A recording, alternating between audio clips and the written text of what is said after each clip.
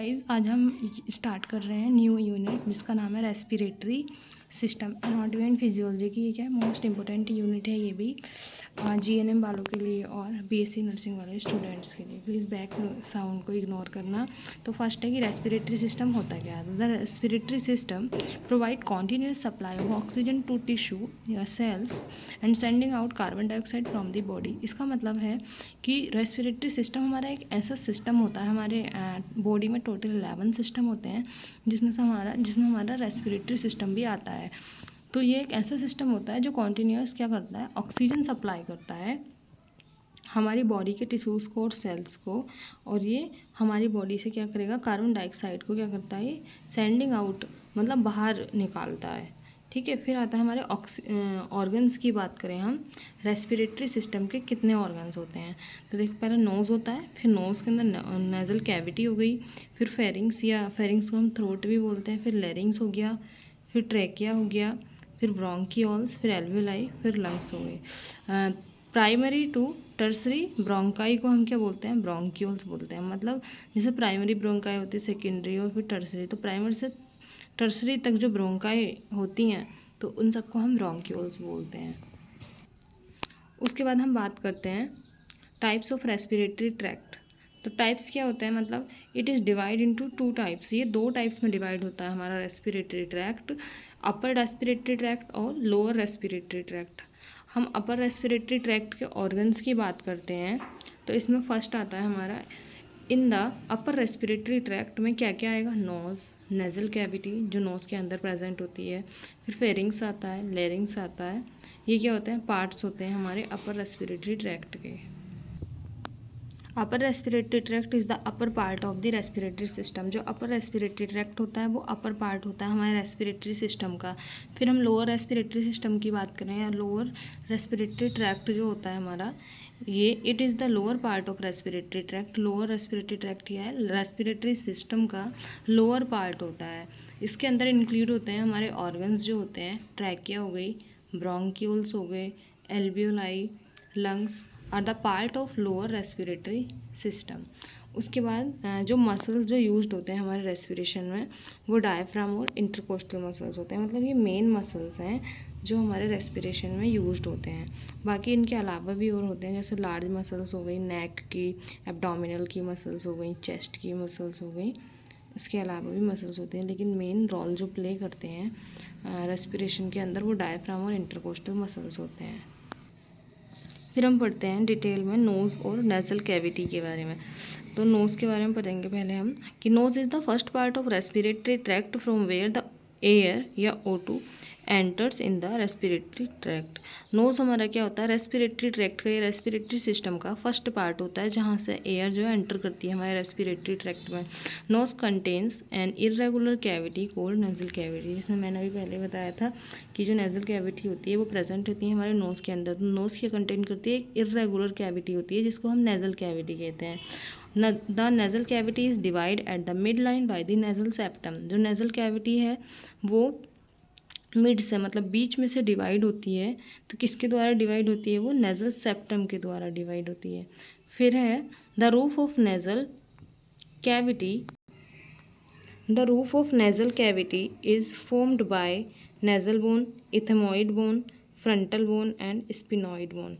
जो रूफ होती है नेज़ल कैविटी की वो फॉर्म होती है नेज़ल बोन से, इथेमॉइड बोन से, फ्रंटल बोन से और स्पिनॉइड बोन से। जब हमने क्रेनियम कैविटी के बारे में पढ़ा था तब भी हमने इथेमॉइड bone, frontal bone, sphenoid bones भी उसके अंदर पढ़ी थी।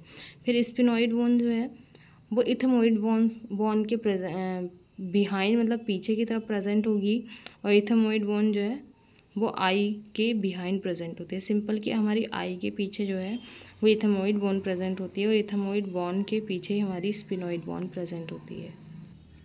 फिर नेक्स्ट है floor of the nasal cavity is formed by hard palate in front and soft palate at back. मतलब हमारा जो माउथ होता है, माउथ के अंदर क्या है, अगर हम आगे की साइड अगर मतलब हम आगे की रूफ देखें ऊपर वाली माउथ की, तो क्या होता है, हार्ड पैलेट होता है जहाँ पे क्या होता है, रूगे प्रेजेंट होते हैं, और मतलब हम जैसे अपनी टंग से उसको टच करते हैं ऊपर वाले एरिया को तो वो हार्ड हार्ड सा होता है।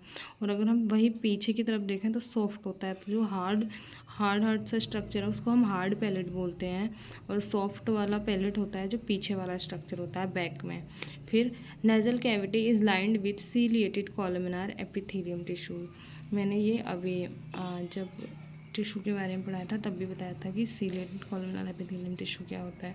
तो हमारी नेजल कैविटी के अंदर जो प्रेजेंट होता है टिश्यू वो सीलिएटेड कॉलमनार एपिथेलियम टिश्यू होता है। This tissue consist of mucus secreting goblet cell. तो सीलिएटेड कॉलमनार एपिथेलियम टिश्यू के अंदर क्या प्रेजेंट होते हैं, या मतलब ये टिश्यू जो है वो म्यूकस सिक्रेटिंग गॉबलेट सेल से बना होता है ना। और म्यूकस जो है हेल्प करता है नोज़ के अंदर डस्ट को रिमूव करने में और मॉइस्चराइज रखने में।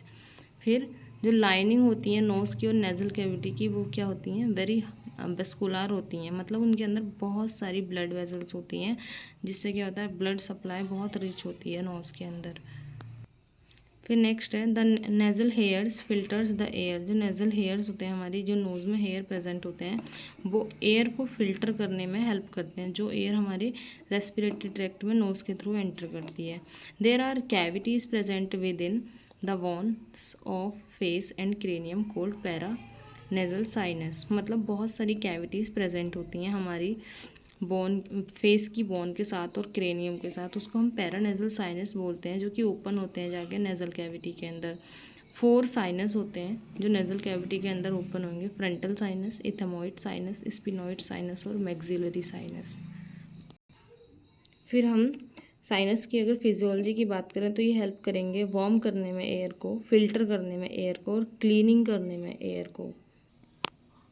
और इसमें नेक्स्ट फंक्शन है पैरानेजल साइनस का, ये ह्यूमिडिफाई करते हैं एयर को, रिफ्लेक्स एक्शन में हेल्प करते हैं, मतलब जो एकदम से आता है जैसे कफ हो गया, मतलब हमको खांसी आती है या मतलब हमको छींक आती है स्नीजिंग, तो उसमें भी ये हेल्प करते हैं। और ये सेंस ऑफ स्मेल में भी हेल्प करते हैं हमारे पैरानेजल साइनस।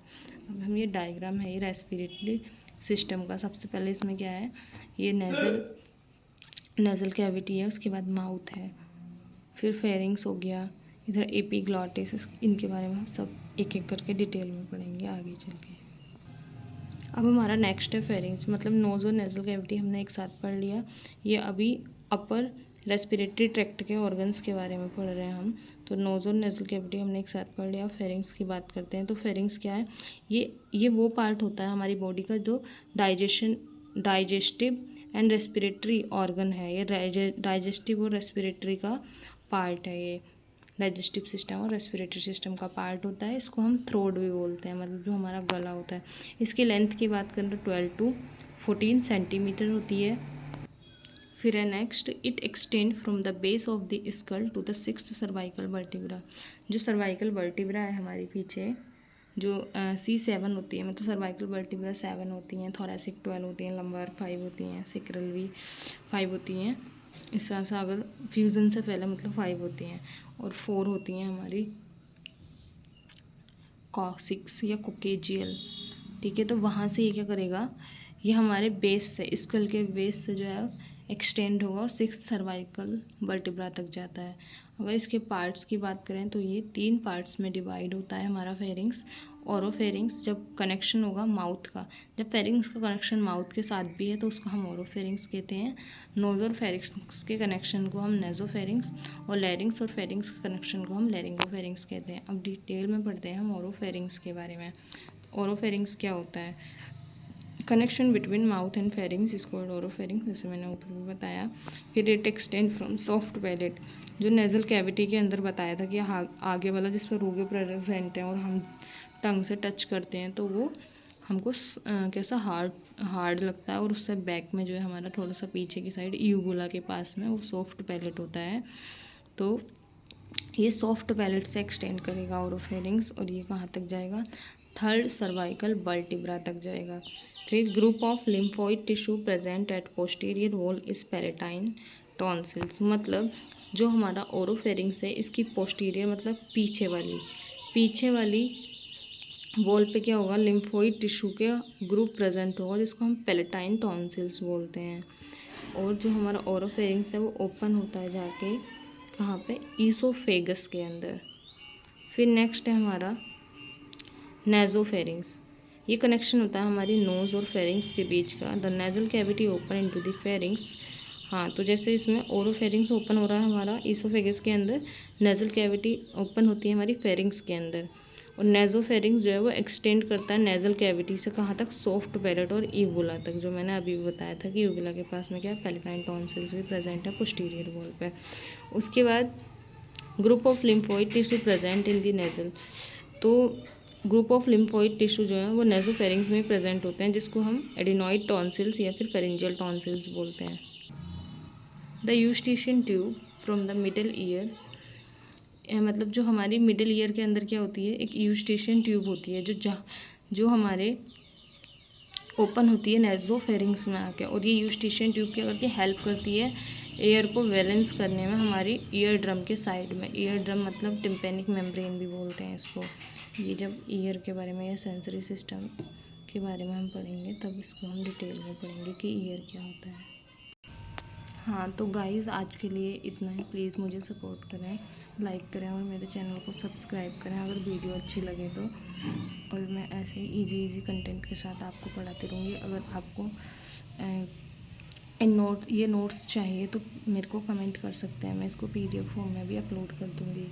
और वैसे तो आप ऐसे यूट्यूब से भी देख के ये नोट्स बना सकते हैं, क्योंकि इसमें मैं मतलब वैसे तो सब कुछ ही दिख ही जाते हैं वीडियो में सारे नोट्स, तो आप इसमें भी बना सकते हैं। बहुत इजी नोट्स हैं ये, मैंने भी यही नोट्स से पढ़ के एग्ज़ाम दिया है और मेरे मतलब काफ़ी अच्छा एग्ज़ाम गया था।